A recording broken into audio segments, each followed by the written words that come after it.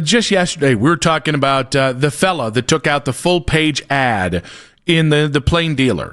And basically, it was there's disdain there. I saw his media thing today. Did you? Part of his attack on the Dolans in the Plain Dealer was you're wasting Jose Ramirez's career, right? And I just thought it was silly. I thought it was like, they've been to the playoffs so often. They've been consistently competitive as an organization. They haven't won a World Series, but they've been in a World Series with Jose. Yeah. I think it's an asinine thing to say that they're wasting Jose.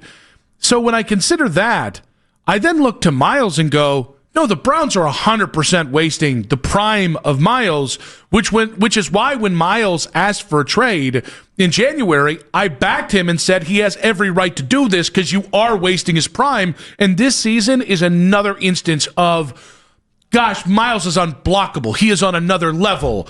And he isn't going to sniff the playoffs. Yeah, it stinks. And I'm trying to, like, the hope you have in the NFL is that things can turn on a dime very quickly, right? Like Jacksonville, for instance, that's a 4-win team last year. Nothing's changed.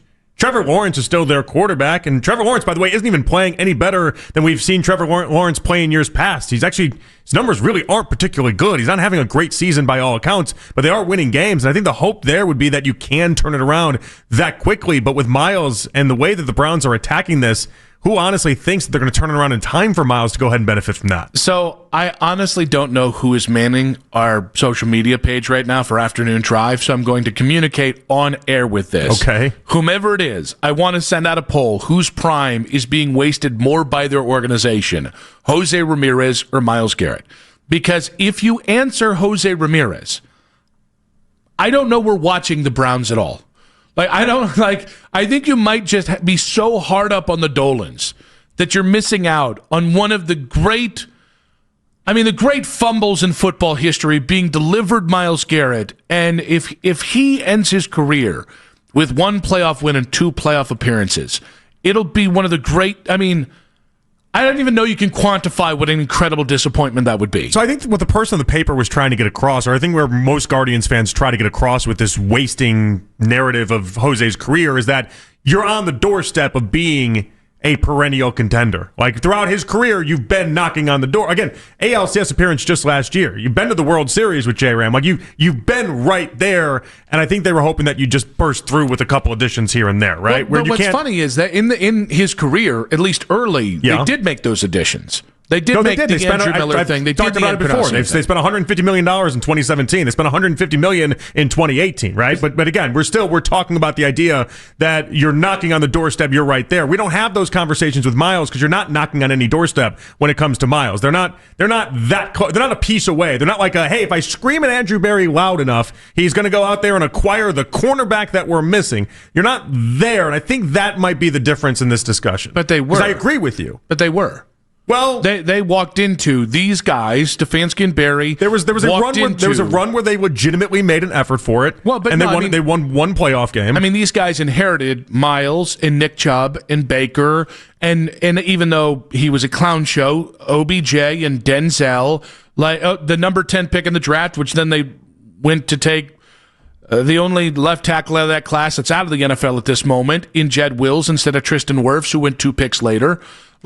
They walked into the best defensive end. Like, the guy that I think, when I watch Myles Garrett, it is the closest thing, or one of the closest things I've ever seen to watching Reggie White, my favorite player ever, has 1 playoff win and 2 playoff appearances. And in that stretch you're talking about, though, they did have some of those years were really bad Joe Woods years, where the defense were the reason why they weren't able to go and take a step further. Listen, this is not, to me, it's a comparison thing. I understand why people make the point that Jose's career is being wasted. I just don't agree with it. Meaning wasted by the Guardians not, putting enough money into that thing.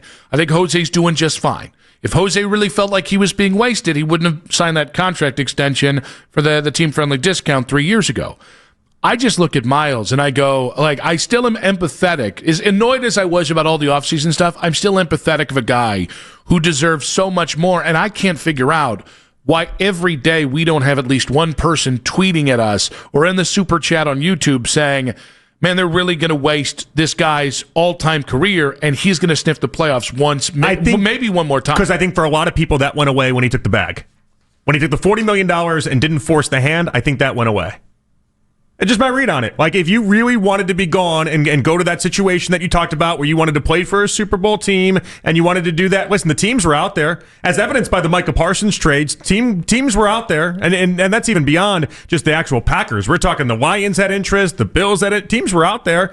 You didn't force it hard enough. You didn't want it bad enough. If you really wanted to be on a team that was going to be a Super Bowl contender this year, he needed to hold his ground. And so I think for a lot of fans, I think that goes away. I think it just became strictly about the money, and then he folded like a cheap suit. He took his cash, so I think the empathy goes away. Whereas J-Ram, I think a lot of people feel empathetic because he obviously took a massive discount with the expectation they were going to put more money towards the team, as evidenced by what J-Ram said himself, and we've not seen that. And I think that's where a lot of people then sit back and say, well, geez, that does stink. Even if I don't think they're wasting J-Ram's career, because it's not how I look at it, but I can see how a fan would look at it and say, I feel bad for J-Ram for what he signed up for, whereas Myles signed up for something different. But if so I understand the nuance that you're making, so I do want to, but just to rebut that, but they're constantly putting things around Jose to win because they constantly win with Jose.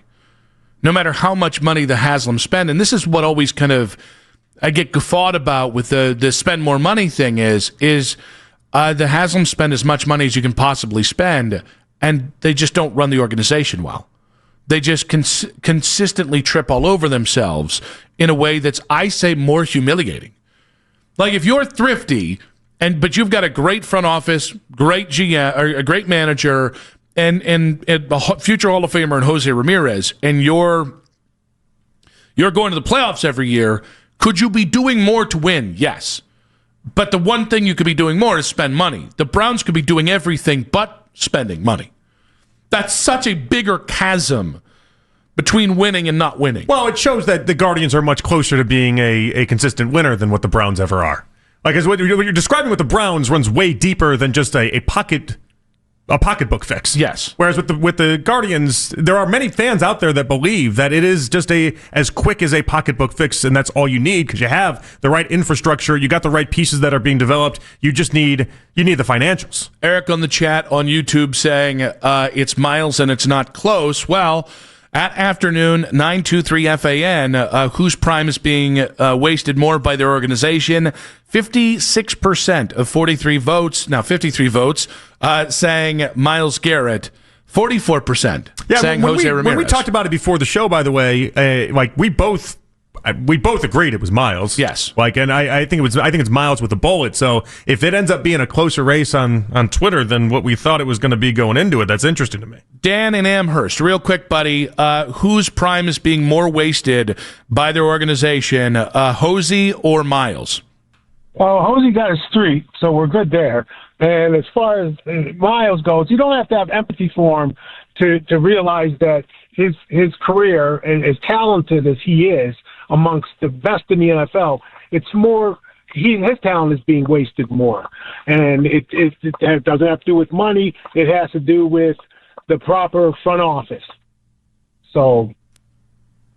All right, buddy, we appreciate you. Real quick here, we're going to go with Ed in LaGrange. Ed, we only got about 15 to 20 seconds here. Okay. Whose prime is being wasted more? Well, Jose's wasting his own prime. He's been to the playoffs quite a few times, and look at his stats in the playoffs. He doesn't show up when it comes to playoffs time, so he's wasting himself in some ways. That was a left turn I did not see coming. Ed, we appreciate you. I didn't. I felt like someone was going to say, with Myles is wasting his own prime because of the nonsense and the goofball stuff with the media and the car accident and the what is perceived as immaturity. And I guess he likes Elton John music. I think people have a problem with that. I don't. He also likes classic cars, which I like too, so I like that. Oh, I didn't know he liked Elton John. Yeah. I love Elton John. Yeah. Yeah, I saw Elton John when he came to Progressive. I saw Elton John. I've always liked Elton John. You saw the ghost of Elton John. What do you mean? I saw that it was this farewell tour that he's been doing for 12 years. Yeah.